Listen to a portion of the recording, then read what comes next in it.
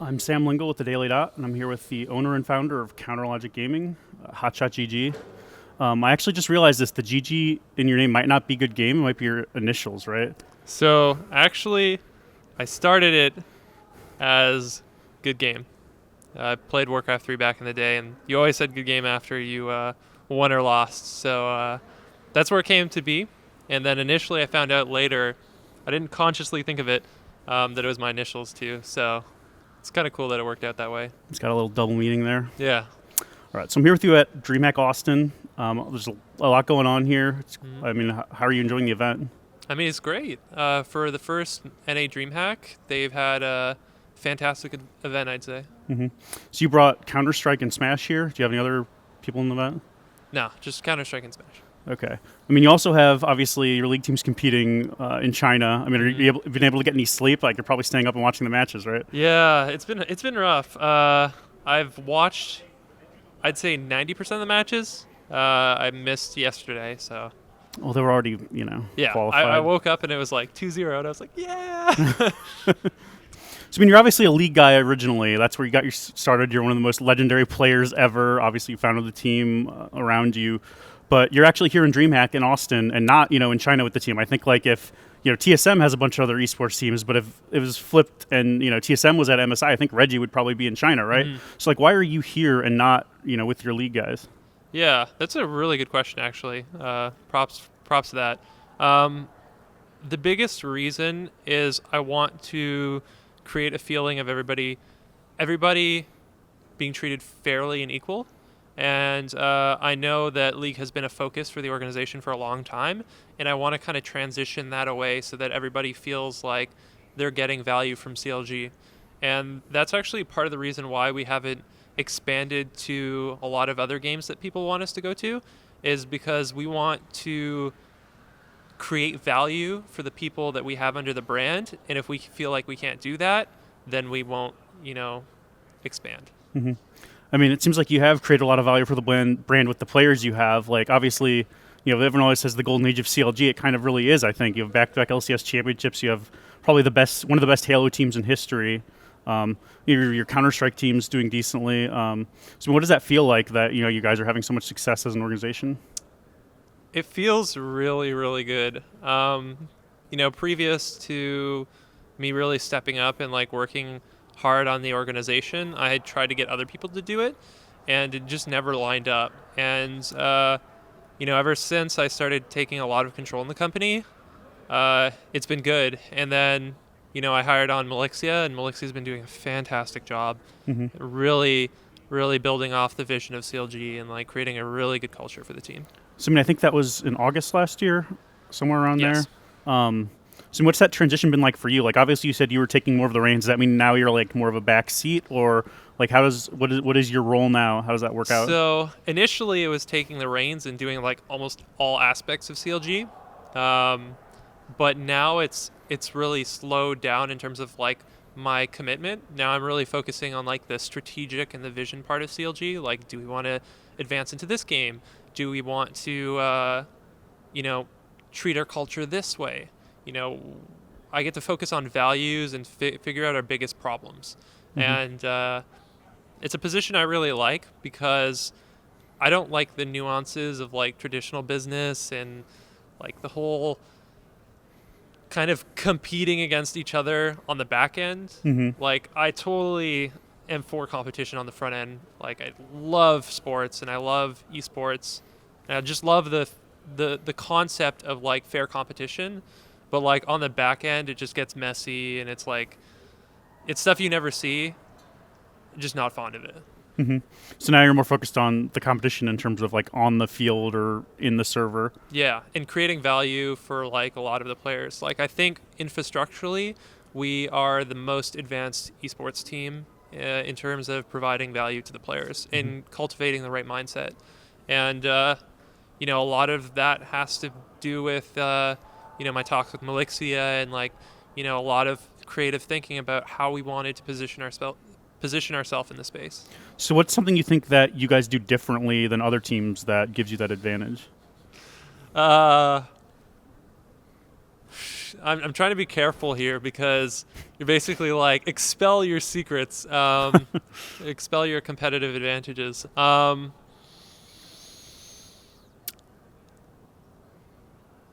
That is a very tough question that I'd give you a bullshit answer if I told you the truth, or if I gave you an answer. So I'll just pass You on can't that give one. a little hint of something? A little hint. No, I don't want to give you any hints. All right. But that means there are things. CLG has a secret formula that they're hiding from everyone. Yes. We Yes. Okay. So, I mean, going more to this event, obviously you guys had the Counter-Strike team here. You guys fell to Cloud9. 2-1, pretty close series. I mean, how do you feel like they performed? The guys didn't have much practice because PETA was in Sweden and we were acquiring a visa for him, and a lot of bad things happened, like JDM's uncle passing away. That was really hard on him. And PETA felt like tremendously ill. So we're going to get the guys back in right after this event and really train up. And it goes to show, man, like if you don't get the right practice and the right infrastructure and the right mentality, you just lose. And I think that if we had, the right systems in place before, and like people were in that routine and like everything felt good, we'd have came in and showed up stronger. But it's just, it's a life, man. Things happen. You got to deal with it. And sometimes you lose, sometimes you win. So I think it's interesting, like what you specifically mentioned there is, like obviously like Fnatic and Navi are having problems with their best players having, injury issues. You actually mentioned your coach having issues, not one of the actual people on the team. So it's like you're saying that's impeding your practice a lot. Yeah, man. And I mean, I think, coaching in Counter-Strike is kind of still like a new frontier. I mean, I think you guys hired PETA in December. Yep. So I mean, what kind of impact has that like had on you guys? Yeah, no, it's been really great working with PETA. He's given the team a lot of structure and discipline. And if you look back at CLG, like we weren't doing so hot before we onboarded Steel. Like Steel was previous coach of ours / analyst, whatever you want to call him. But like he was really helping the team, and it was great. And then we lost Steel, and it went downhill. And then we picked up PETA, and PETA's kind of been filling in that gap that Steel left. And like the team loves him. He's a great guy, and kind of I love having that environment. So I mean, I think in League of Legends, like one of the great strengths of your team has been the coaching over the past year, the 2 successful splits. I mean, I voted for Zix for Coach of the Year this split, or Coach of the Split. And I mean, obviously he's worked in rookie players. But I mean, it feels like coaching in League and like CS are kind of like at different levels, right? Like in League, I think their coaches have more power or maybe not experience, but I mean, do you think that there's like a difference there? Like, does Counter-Strike need to get to the same level as League? Like, what are you guys, doing in that regard? So I'm probably gonna get a lot of flack here, but I think in terms of like players being actualized, in terms of the competition, the infrastructure, not just NACS, but I think all CS is extremely behind League. League is just at an enormous level in terms of competition and like structure, training. CS is just not there yet. And I think that North America will develop that infrastructure quite fast because we know how to do it from League. And we'll start seeing NA teams really ramp up in pace. And I don't think it will be this EU dominance for long. We haven't been providing structure for the North American teams for a long, long time. And so Europe's just been crushing, and their individual skills insane. They have some great experienced players.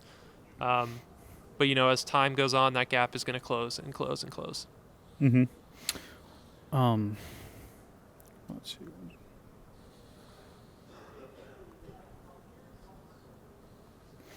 I mean, I would tend to agree that like the European scene is not as developed. I mean, it feels like in a lot of ways Counter-Strike is kind of like where League was a couple years ago, where players have a lot of control. If they hire a coach, they don't want to listen to the coach. The coach doesn't have that much power over them. And obviously, they're still producing results, so that's fine. But it can't stay that way forever, right? Yeah, I feel like the bar is pretty low for most teams, and it's they're walking in League's footsteps right now, Mm-hmm. and you know, I think esports as a whole has walked in traditional sports' footsteps, and so it's just kind of like a chain, and different esports are different levels, right?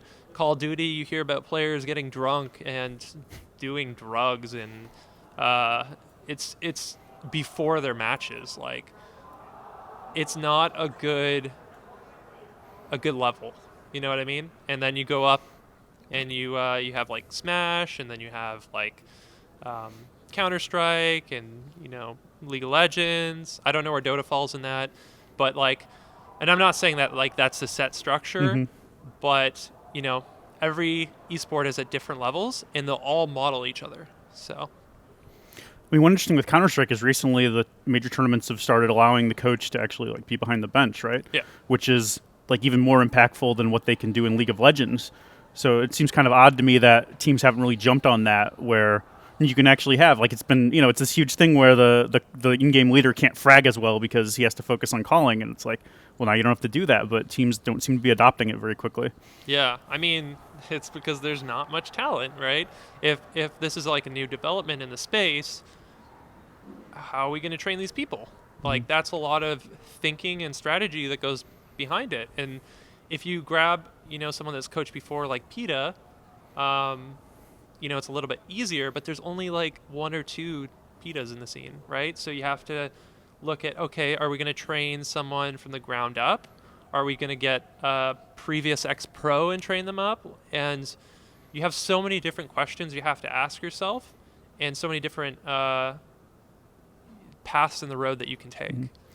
But I mean, at least as an organization, you actually probably are able to train up a coach a little bit now that you have experience with coaching, right? Like when, 5 years ago with League, you wouldn't even have had that knowledge, right? Yeah, it's getting easier, and I think that's where like a lot of traditional organizations have a lot of strength, is that we have experience doing this stuff, Mm-hmm. and we're starting to build value outside of just our players, and that's what I really think is going to build brands and organizations, is not just like onboarding the best players and like you essentially acting as a talent agency.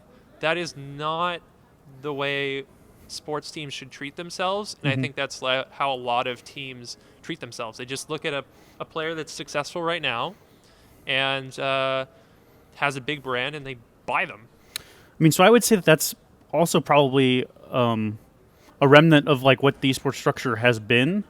Like I think with League, that your model where the competition matters can matter more because you have a stable brand that's in the league and you can develop over the years. But like in Counter Strike, right?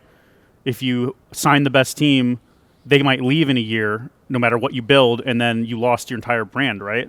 Yeah. So I mean, doesn't that kind of like the league system where there's like a league spot or like a franchise model really make a difference in being able to do that as like a expand the business model from the agency to the competitive side? Yeah, I mean, I don't think League necessarily provides too much security because, you have relegation, right? CLG, Mm-hmm. think about this. We were one game away from being relegated, and now we're double NA champions, and we're beating SKT, China.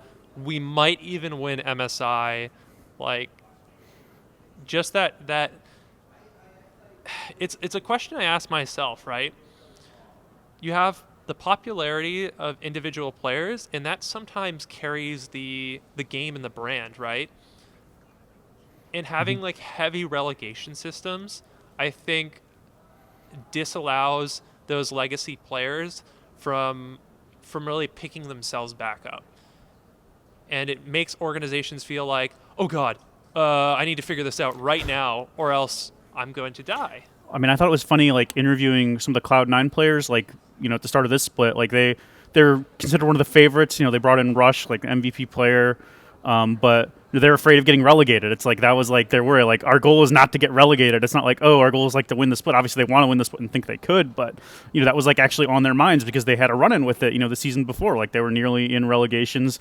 But then they still managed to go to Worlds through the regional gauntlet and stuff. So it's like it really is like this razor thin edge. Like they brought in a rookie player incarnation, and it didn't work out at first, and now he was an MVP candidate. So it's like it's really tough for teams. It's also tough to develop talent, I think. So Yeah, it's really risky, and I don't think the risk is healthy for the scene. Now, I do like relegation because I think some teams should not be in the league because they just don't treat their players right, or they don't have the right infrastructure, they don't have um, the right commitments. But at the same time, I think it's a little heavy on the relegation edge right now. Hmm. I mean, maybe if they just added more teams to the league or something, that would be easier. I don't know. I don't think we have enough strong teams that I would advise, or strong brands and infrastructures and people to run these organizations that I advise that. My best advice would be to just like slim down relegation probably. Hmm. I mean, would you be in favor of like removing it and going to like a more franchise system? So I know there's been some talk about that, and some people are considering it. I'm not sure personally. This is like whenever people talk about relegation and franchising, I tell them like this is an issue that personally goes above my head as a team owner, and this is like an issue where you bring together like 20 minds and you really, really think about it. It's so deep, it's so complex, and for me to give you an answer, it just wouldn't be genuine. Yeah. I mean, to be fair, you're probably biased because of franchising. CLG gets a spot that's good for you, right? Then you're safe. And here I am not saying like franchise. But I know that relegation is way too harmful right now.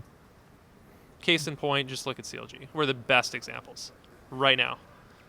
Yeah. I mean, you've developed into obviously a world-class team. So, I mean, let's talk about that. It must feel really good, especially after, 2 weeks ago you had that infamous tweet where you said that if Korea plays like this, NA has a chance at Worlds. And everyone was, bombing you for that. But I guess now you're right. Like, you can say, I told you so. Honestly, I should just... This is what happens, right? I say something that seems ridiculous or that I truly believe in the moment, and then the community just like blows me up like just nuclear warhead. Like I could be like Kittens or Fluffy and they'll just blow me up. And I think at this point I've been right about too many things. Like if you don't have faith, why are you even here? Like that became a meme, and I was just like I think I should just go with my gut and just like go with those narratives that I believe in, and not like I kind of go wishy-washy, just full force. If I make a fool of myself, I make a fool of myself. If I, don't, then it's cool. So, I mean, you're still ready to go full force, with that sentiment. You're not worried that, you guys lose in best of 5, and then it's like, well, CLG was only good in best of 1s and blah, blah, blah. Best of 1s, best of 5s. Like you're playing multiple games in the best of 1 series, so I think it's a good indication. Whether CLG wins or loses, like any team can lose or win on a given day, so it's not really fair to say. So, I mean, obviously you watch most of the games. I mean, how are you enjoying watching your team play? Like, you think they're playing better than like raising their level on the international stage? Is this just what you expected from them? I mean, what's your feeling? Honestly, picking up this team and structuring it the way we structured it was a long-term play. It was not thinking like we're going to do this and we're going to be like the best team in NA. Like that was not our intention at all. I mean, you're saying that like before this season or like last season? Like what? This season, right? When we picked up our rookies and we did the swap with Doublelift and Pobelter, like this was a long-term play bringing in rookies, and I didn't expect us to get this far this fast. And so it's completely overwhelming that we're doing so well, and it makes me really happy, and it makes me really happy for the guys. So I mean, it's interesting because you say that, but I think every team there has a rookie in the lineup.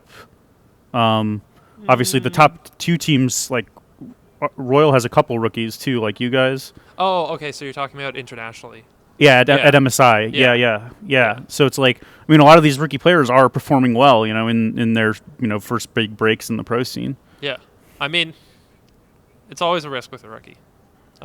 You can look at like correlation and be like, picking up rookies. A lot of the teams are doing it. That's why it's that's what I need to do. But I don't necessarily think that's the way it works. So, I mean, with Stixxay, obviously, he won playoff MVP or finals MVP, right? Now he's all pro MSI team. I mean, you guys developed him a little bit on CLG Black. I mean, I don't know if that's really like a development team, but he was in the organization. Okay. You're not going to take credit for that? I mean, there was probably some development in CLG Black, but it's nothing compared to what he's getting right now. Mm-hmm. So it was good to scout a lot of the players that were associated to CLG and kind of like already in the culture. And man, like Stixxay is so good. And I knew he was going to be this good. I wish I called a lot of these things out because I say it behind the scenes. And I actually, on stream, I don't get that many viewers anymore because I stream really infrequently. But if you're like a viewer that's like hardcore, at the very first like time we picked up Stixxay, I would go on my stream and I'd say things like, I think Doublelift is a stronger laner than Stixxay, but some of the shit that I saw Stixxay do in team fights, just in like the trial period that we had him, never seen that before. Like he would walk up to a thresh hook very confidently and just dodge it. Like just he knows it's coming out. He's looking. Doesn't matter if there's a team fight happening. He's just like, I'm going to do this. And when I saw him, I was just like, this guy is 100% like the right direction for CLG to go. And never seen that before. And I was like fully confident in Stixxay. So he's not just another reckless who just sits in the back and gets peeled for and right clicks. That is the dumbest thing I've ever seen. Let's not talk about that. I mean, I actually like Thorin and I like a lot of his things. Like hashtag fan logic is probably the greatest thing of all time. I freaking love it. But sometimes, like, Thorin says some ridiculous shiat that I don't think is quite true, but he gets away with it because he's Thorin. You know what I mean? So, Monty does that too, but less so and less ridiculous.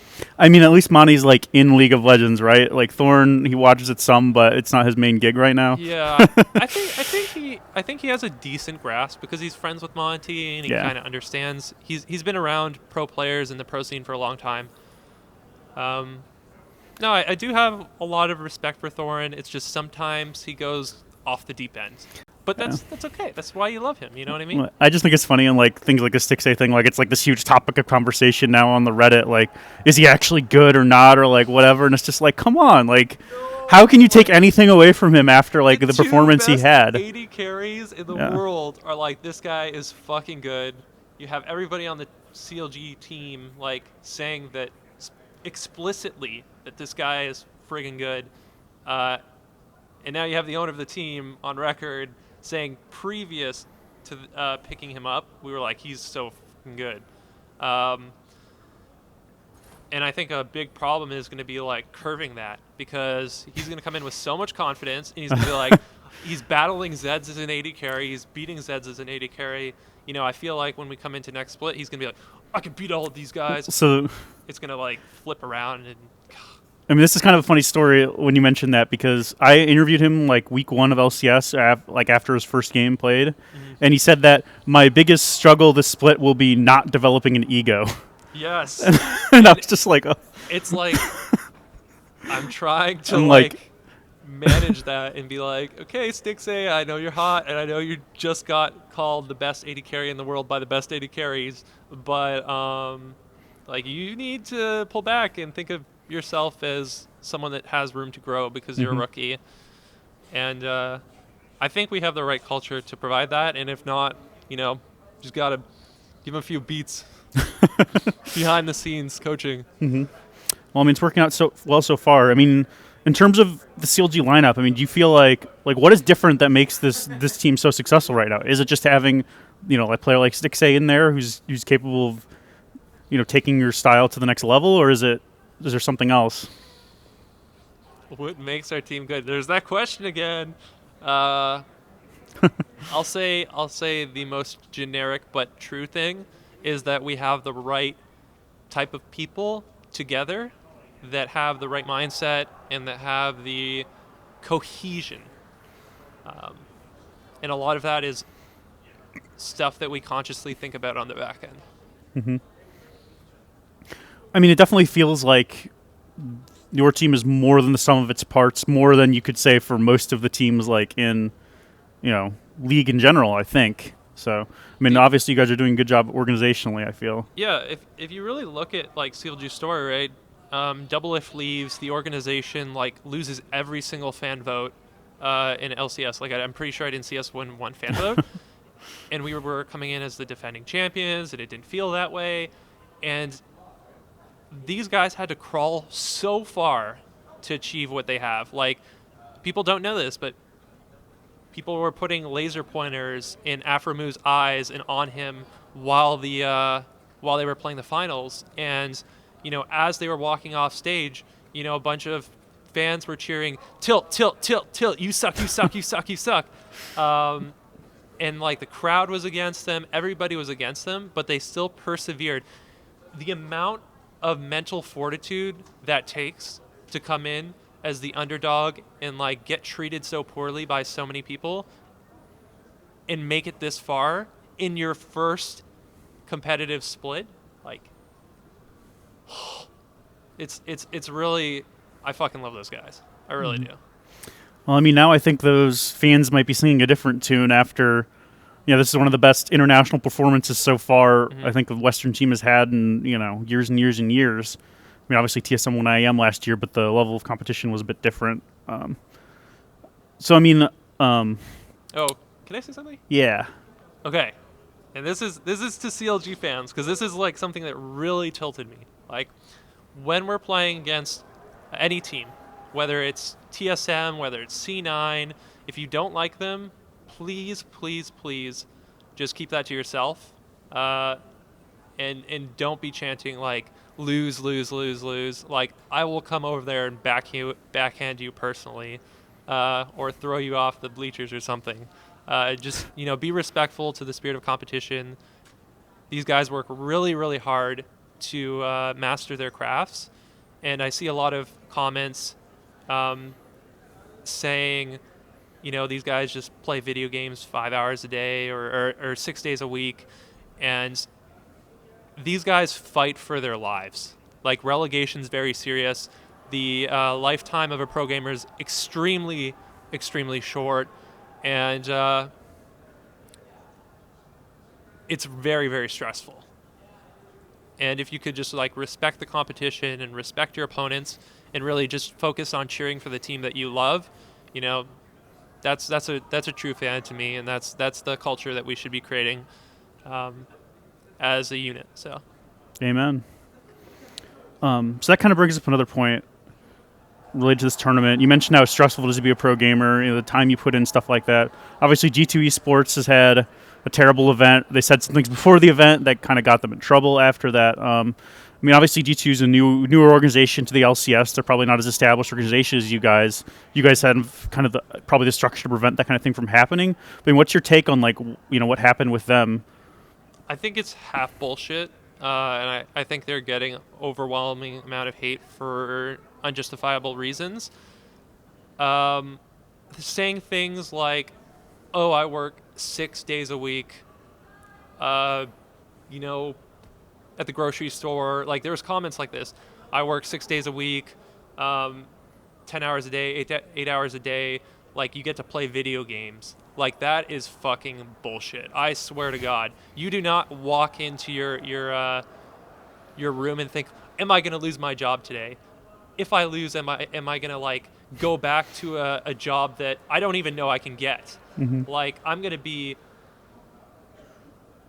could be nowhere. I could be, teamless. I could be homeless. Like, that's what these guys go through every fucking day. That's the mentality they have to consider because of relegation, because of the stressful environment that it is to be a pro gamer. And, to say like that they're just playing video games, like, seriously, just go yourself. Like, seriously, that is completely disrespectful, and I just do not like it. But as far as like G2, taking vacation before the event, like that, I don't agree with, and I think that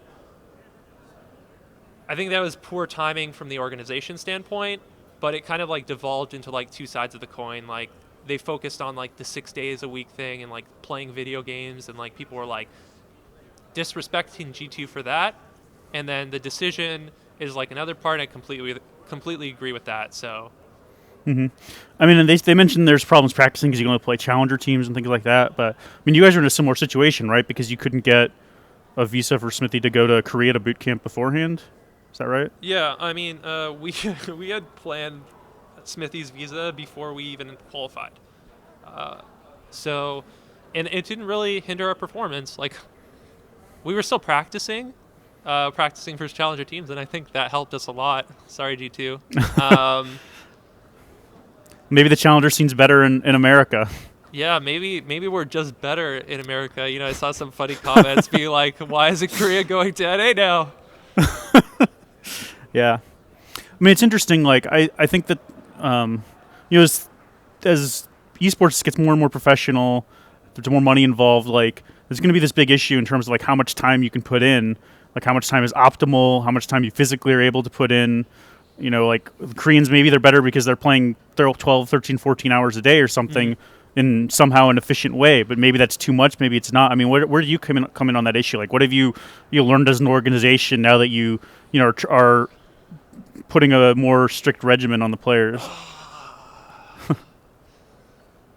I'm sure like a lot of newbie owners are like looking at this interview like, what is he gonna say? And I mean, this goes back to like, what do you think about like the best way to position your team, or like it's almost like a strategic disadvantage for me to answer this question. So I'll just pass. You'll just pass. Okay. But I think it's really interesting because it's like in sports you can only train a certain amount of hours before your muscles give out, and that's not like esports. There are physical limitations, but that's not really a realistic one over a season or something. Maybe over a five-year career. So I don't know. It's going to be more and more of an issue, I think, as we move forward, and it'll be interesting to see what happens. So, obviously, just a little bit more about League. You guys are in the playoffs for MSI. You guys are playing Flash Wolves again. Yep. Right? You guys 2-0'd them already, but that means they're a little prepared for you, right? Like, it felt like their drafts against you guys were kind of misplaced. I really want to beat Flash Wolves because I believe it was Sword Art said we suck. Yeah, they were the team that said you guys are like the worst team here, other than the wild card. Like, other than the wild card, yeah. Go F yourself, buddy.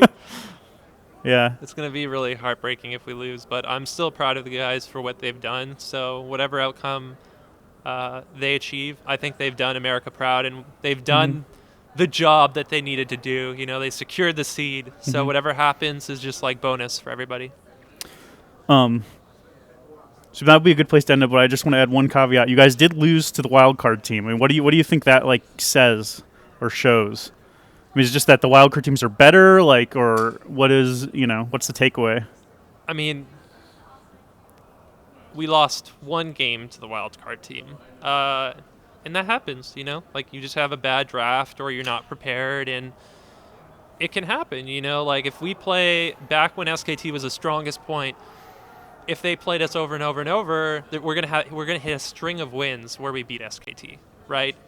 And any team can beat any team on a given day. Like a group of challenger players can go in and smash SKT. It's just the average will determine, like the feeling. So one game doesn't really matter. It's about the holistic view. And like what did we end at? 7-2. What's is it 8-2? It was 8. No, 7-3. 7-3. Sorry. Yeah, it would have been 8-2. You would have been tied with RNG, I think, and maybe had to have a tiebreaker if you had won that game. Yeah. So, but then you would have had to play SKT in the first round instead of Flash Wolves. Yeah. So maybe you're right where you want to be. I think we are because like we have beef with Flash Wolves now. Well, I shouldn't speak for the organization, but like I have a little beef with Flash Wolves.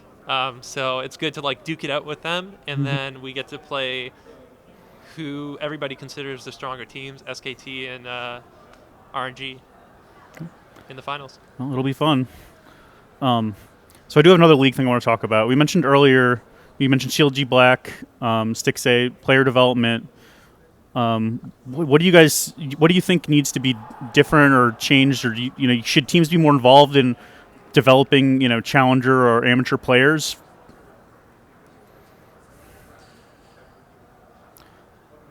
I think that teams should, and I think that Riot. Okay, I'm not answering this question well. I mean, it's difficult. It's like the structure is not there, right, to really Yeah. support it very well.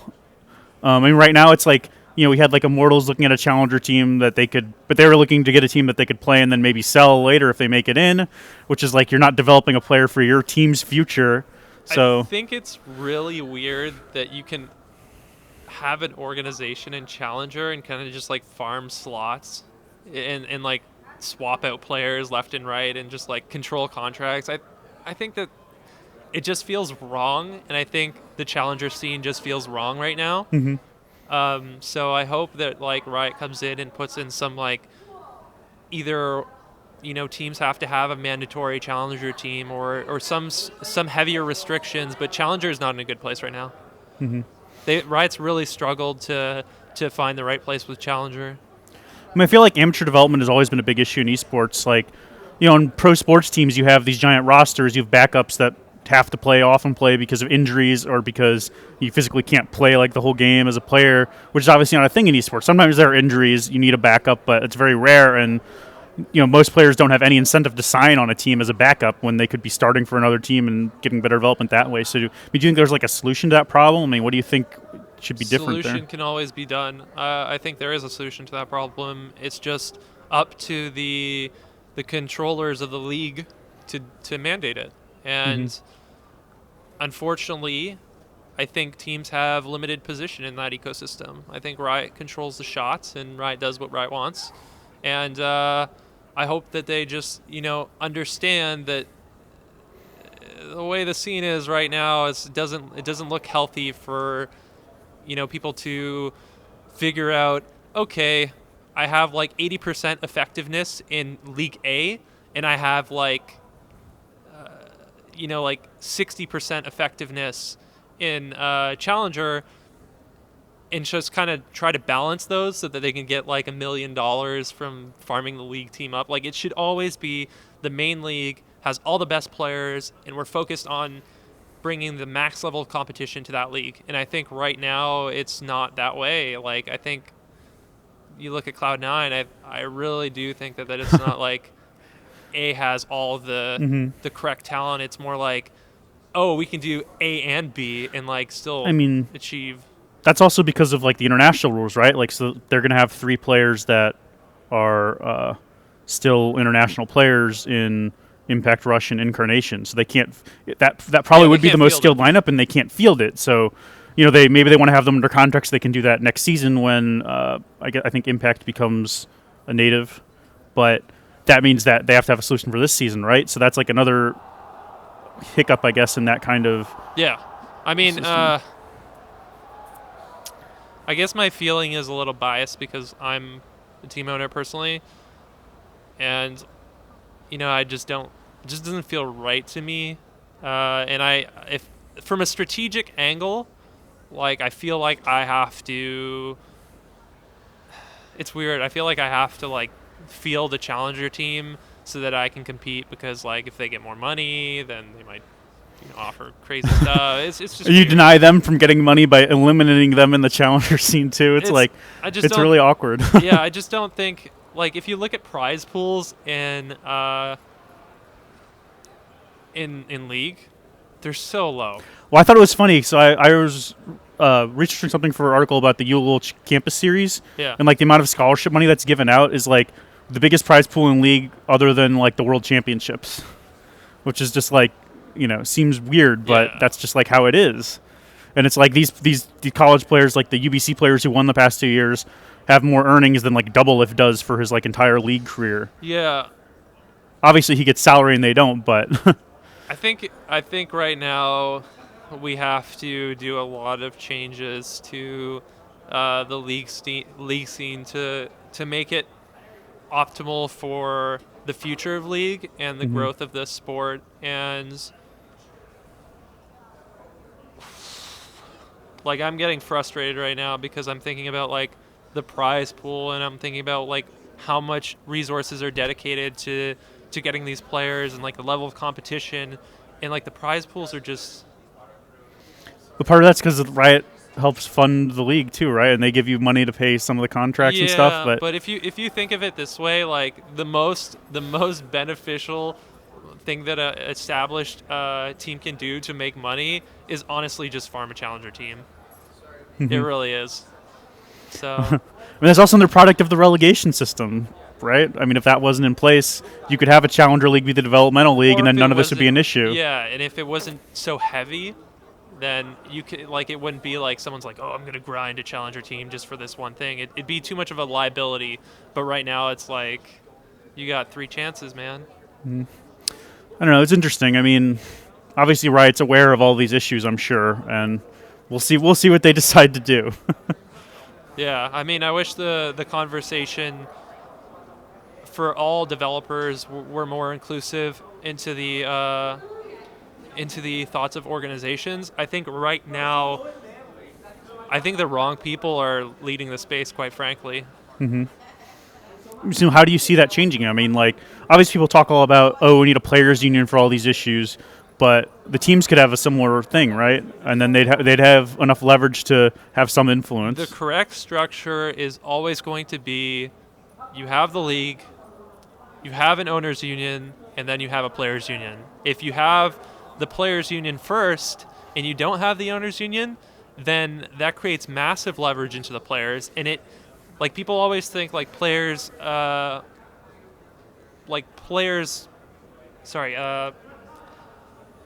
player rights is like the most important thing, and like this and that. It's not true. Like the way it is everybody needs their kind of system to have control, and then you battle it out. You battle it out on issues, and you figure it out together, because when you have only one controlling party or 2 controlling parties, you're always going to have leverage into like their interests.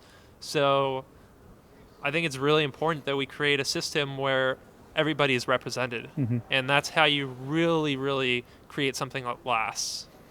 I mean, in pro sports, there really are only 2 parties because the league is basically, essentially, the owners' union is the league. Yeah. But obviously, there's a huge wrench in the equation where the developer comes in esports, and they have vastly more leverage because they control the intellectual property, right? Yeah, they control the IP, and that means they're essentially, the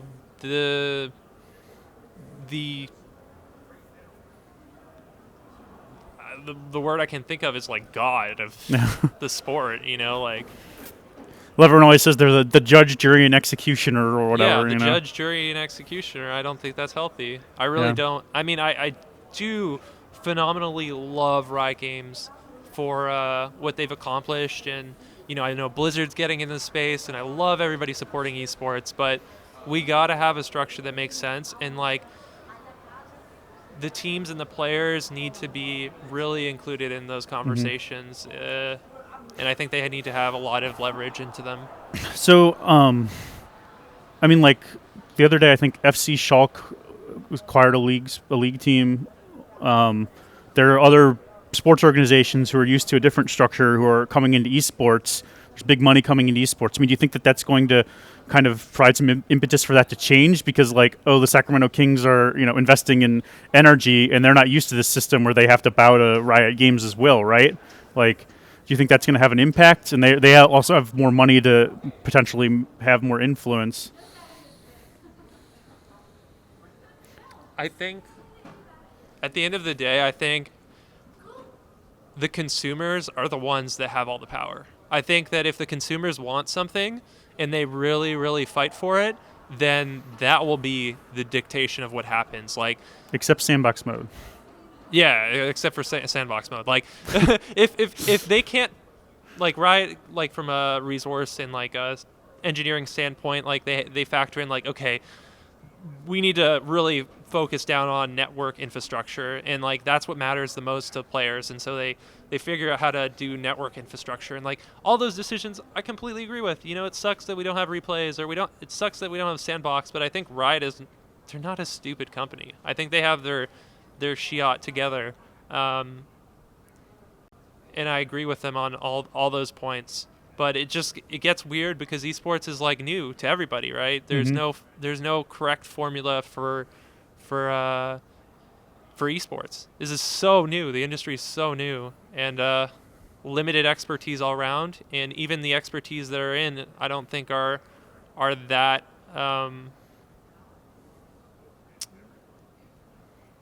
that correct. So, I mean, but the expertise from like the sports leagues coming in, do you think that's going to have an impact in that regard then? Because they've been doing running similar things. They have no leverage, man. No one has leverage. The only people that have leverage are the fans. The fans have all of the leverage because if you don't like something, you don't purchase what they have, or you say or voice what you want or you feel. And at the end of the day, it's always the fans and the consumers that have all the power. And if they band together and they decide they want something, then it'll happen.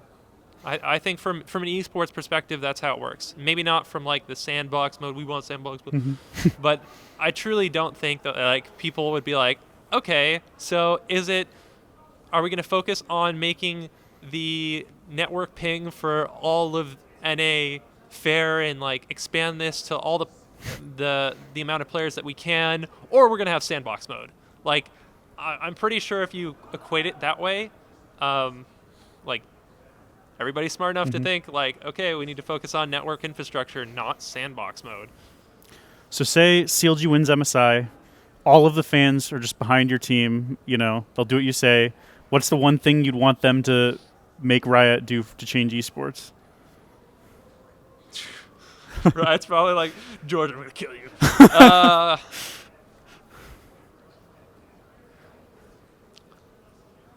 That's a tough question. I mean, it goes back to the fundamental concept of like, I think as one team owner, a lot of the issues are almost untackable by myself. And I think that we all need to get together and create solutions that include everyone and that everybody have like a voice in the future of an ecosystem.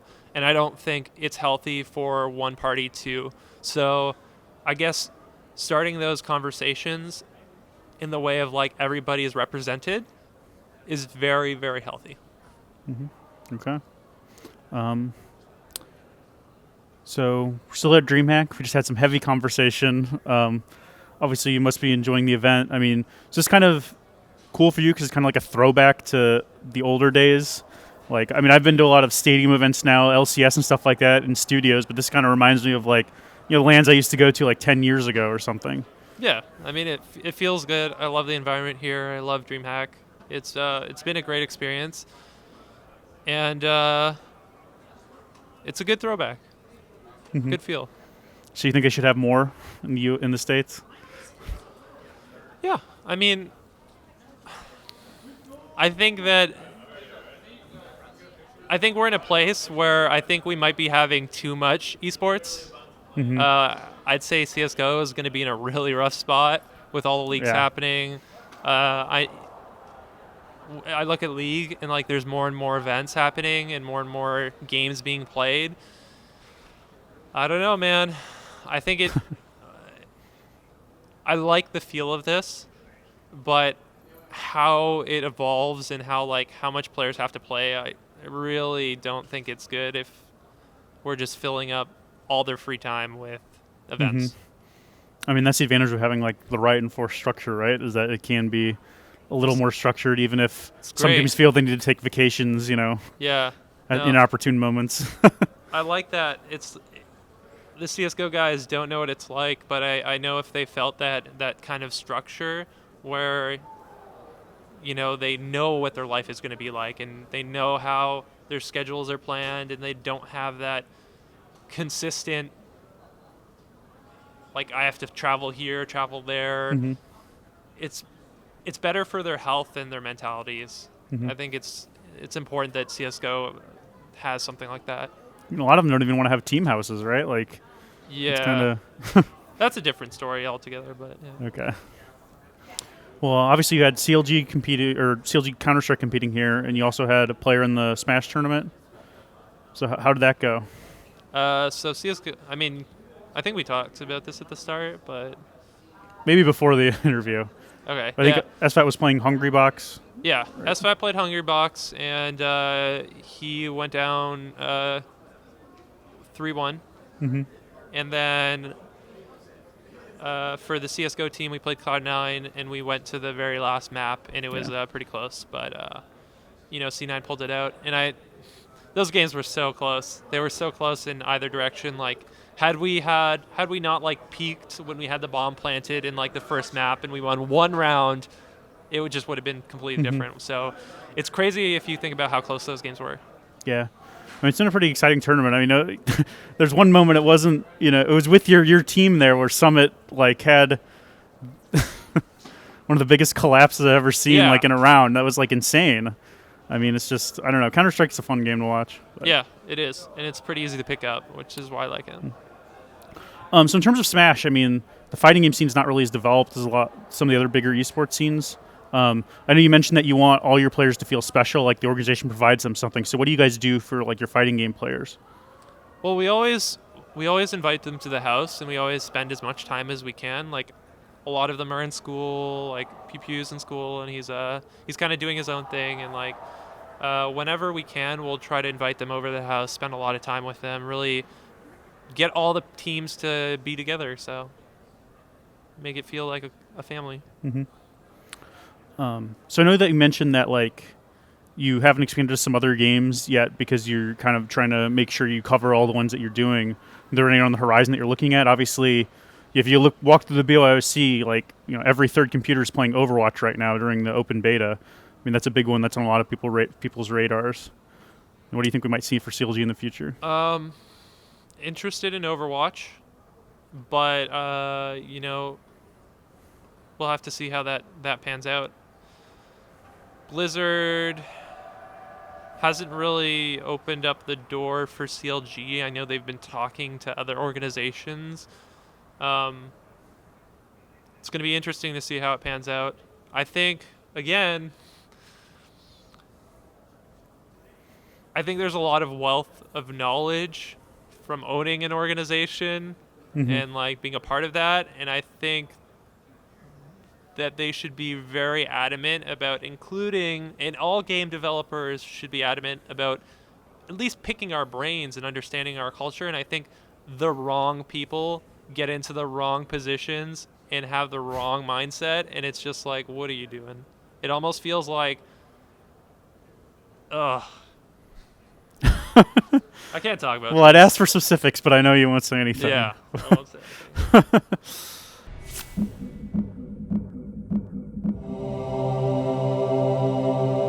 Yeah, I think that's about it. Thanks for giving me the time, and enjoy your time at Dreamhack. Great questions, and probably one of the most fun interviews I've had. Well, I'm glad you enjoyed it. I enjoyed it as well. Great. Thanks, guys.